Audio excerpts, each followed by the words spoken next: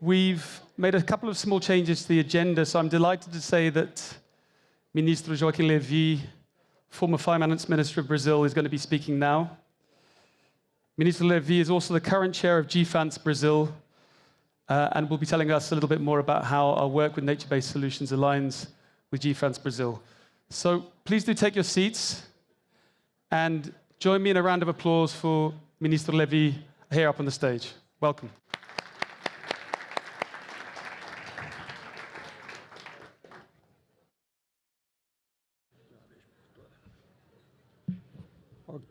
Oops, it's a little bit short.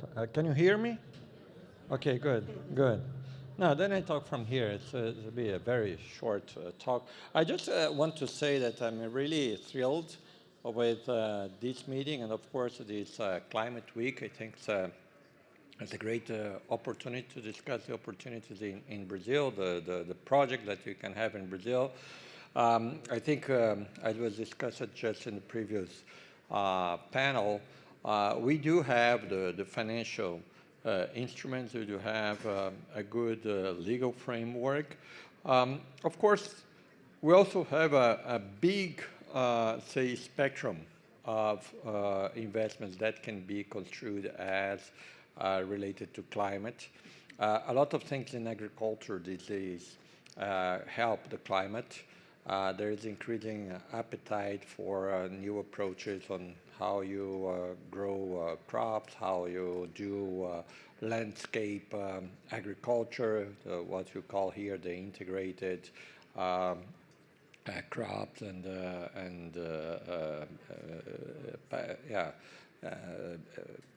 pasture, forest, whatever. There is a need of more study. Of course, some of the things will be in new areas, in new places, but we've seen in the last 25 years that Brazil can develop the necessary technology to do that.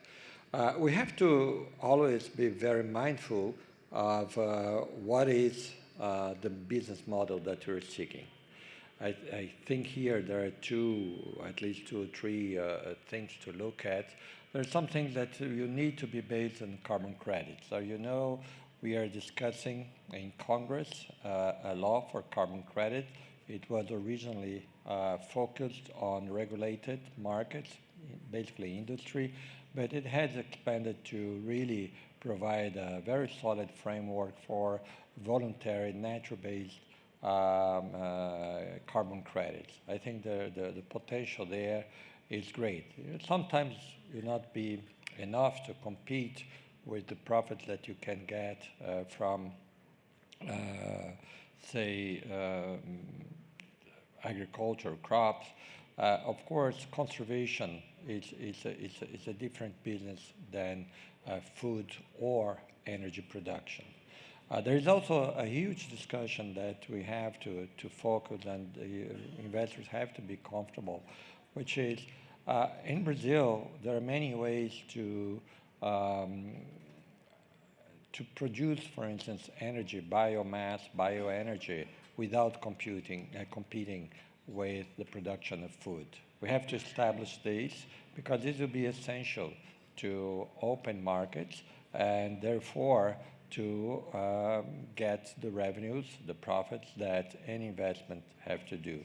So I think that in this discussion today, we're going to see a number of projects in the afternoon, and you guys will be able to fully understand this diversity of perspectives, of models that we have, all of them cooperating to address climate issues in Brazil. And I believe, especially if you are able to open global markets to the products that will come from these activities, I think that the opportunity in terms of returns will be very, very significant.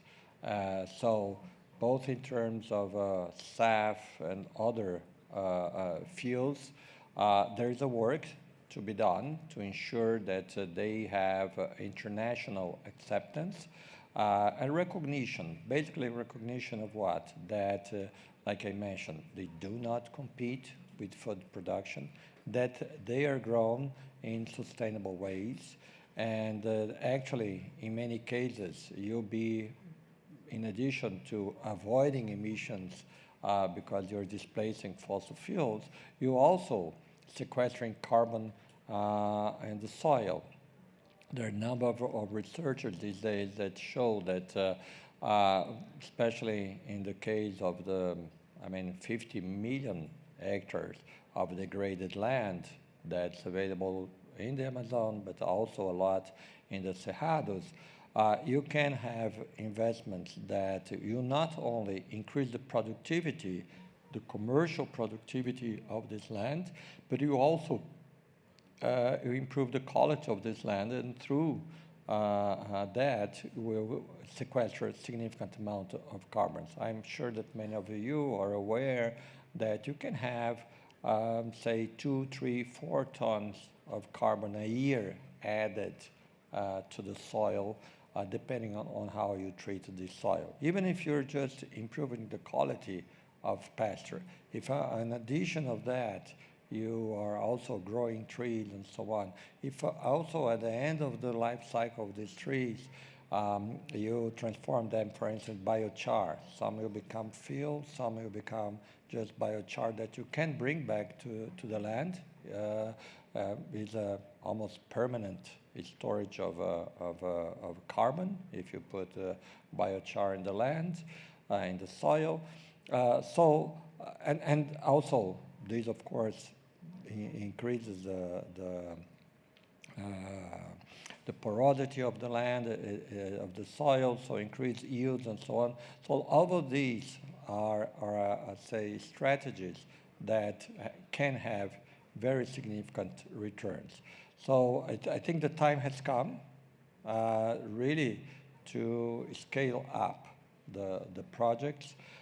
Some are more difficult. We have to be very realistic about what you do in the Amazon forest. It's a difficult environment, but many people have succeeded there.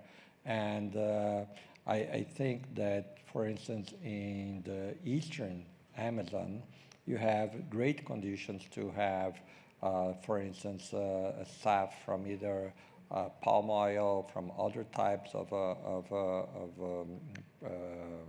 macaúba, whatever you think is there. We already have great experiences, successful experience, for instance, of planting coconuts in very sustainable ways. So it's clear that the environment is conducive to that. And moreover, you can do this using what has already been a very successful approach with mosaic plantation, like people do when they are growing forests for cellulose and so on. What is that? You mix the whatever you're planting for commercial use with native. In some cases, you're just preserving the existing native, and in the other cases, you could be restoring that. So at the end of the day, you're going to have patches of land that you combine with the more commercial activity with really a restoration. And in any case, because you have the reserves, reserva legal, legal preserved areas, you can do that, and even a little bit above that is still in a kind of project that will yield returns that will be interesting for investors. So I was just talking with someone here, very interesting conversation. I think that both in terms of equity as well as fixed income, we can have things that will provide returns of 2-digit returns that will be compatible with the risk that we have. Just to finalize, I'm sure that many of you are quite aware of the quality of the information about the land.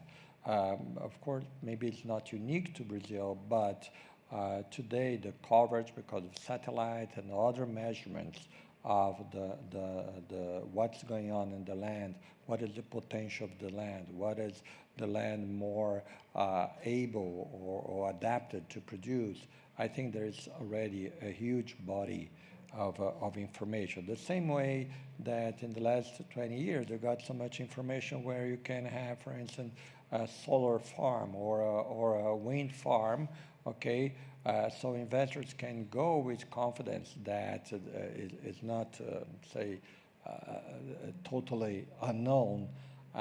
So this information, and the more you produce this information, of course, reduces the risk of the investment, and you make the return more adequate and more interesting to investors. So thank you very much. I end up talking at another time that was planned, but like I say, it's really thrilling to be with you, and I want to congratulate C4C for putting together this morning, actually the whole day, and tomorrow there will be some field trips. I think it will be a tremendous valuable experience for everybody who came to learn more about the potential and the infrastructure for investments that are climate, Paris aligned, and that you make a huge difference in preserve the uniqueness of Brazil in terms of forests, biodiversity, everything that really makes our country and our soul. Thank you so much.